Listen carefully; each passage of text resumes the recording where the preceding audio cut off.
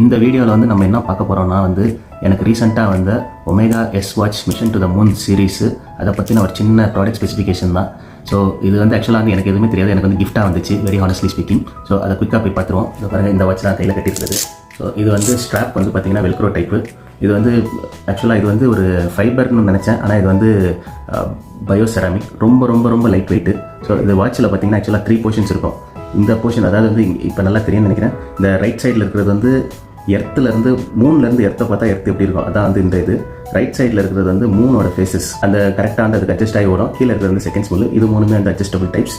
பின்னாடி இருக்கிறது வந்து நீல் ஆம்ஸ்ட்ராங் மூணில் கால் வச்ச ஒரு சின்ன ஃபுட்டேஜ் ஒன்று இருக்குது. இது வந்து பேட்டன்டட் டிசைன். இதோட ரேட் என்னன்றது வந்து எனக்கு தெரியல.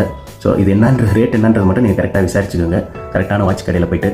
ஸோ இது வந்து உங்களுக்கு பிடிச்சிருந்துச்சுன்னா கரெக்டாக வாங்கிக்கோங்க. எனக்கு சத்தியமாக இந்த வாட்ச் வந்து கிஃப்ட்டாக வந்தது. So very honestly I don't know, but thank you for வாட்சிங். பார்ப்போம், பை பை.